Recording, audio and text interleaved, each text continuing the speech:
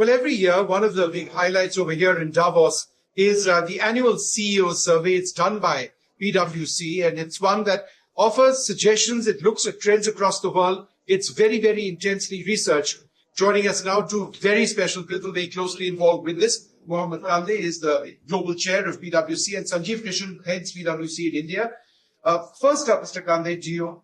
I noticed that despite all the optimism surrounding AI, in terms of profitability, it's still not there. In fact, the numbers say that 56% say they have not realized either revenue or cost benefit. Why? The reason why we are going to get from the CEO is that when we talk to different companies, we find out that many of the companies using AI are still experimental.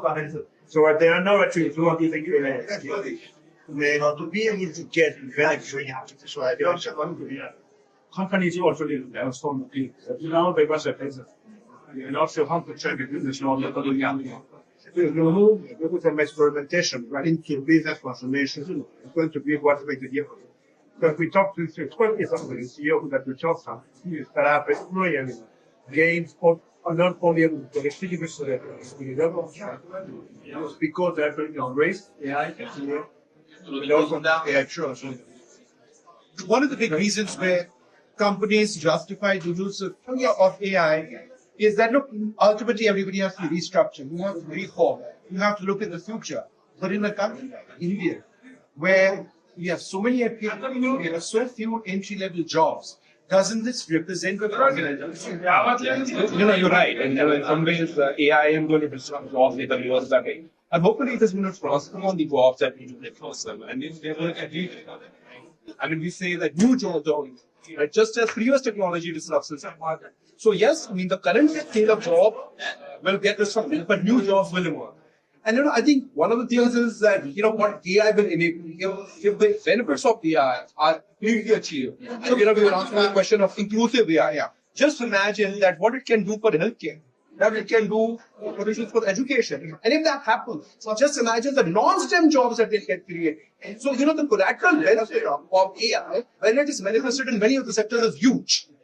But let me offer a contrarian perspective to this.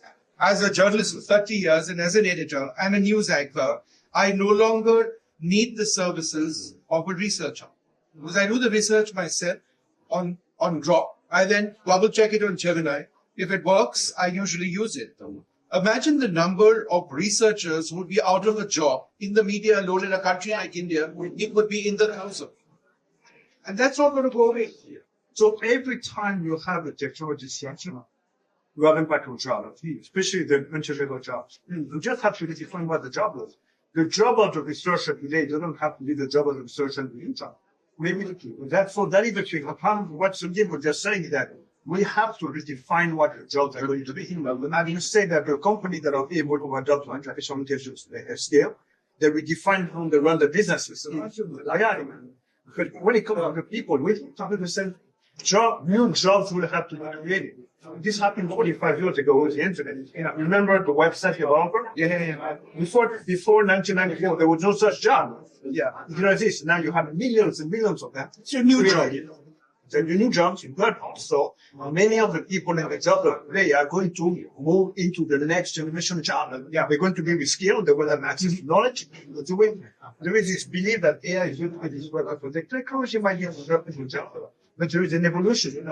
This already happened in the past. It will continue to happen in the future. It is a good thing, right? Because what we have seen in the past, when you have a technical program like that, the net job creation is massive. Yeah, not imagining all the new companies that are going to create. A final, I mean, just look at the GCP industry, right? There's a huge opportunity to add more values, right? I mean, it's not about cost arbitrage anyway, right? I mean, 30% of the chip design happens in India. Yeah. And, the only thing that we need is intense upskill of our people and our STEM graduates as well. And as that happens, value added in India will go up. So I think, yes, it's a concern, but if we actually skill our people, I think we can turn it into an advantage. So final question to you. You've got lots of people waiting for an interview. I also noticed in your report that CEOs are seeking growth opportunities outside the effort. It's a matter of Freud. When we look at the opportunity to grow the business, by leveraging technology, because technology happens to be the level that CEOs use when they move from the industry where they are today into new industry. Because they are looking at growth. And this is something that we have seen that not only it is possible today, but a lot of industry also control, whether it's healthcare, whether it's consumer markets, whether it's even energy, whether it's manufacturing. So we have seen that convergence in industries was providing additional opportunity in our companies to be able to expand into new industries.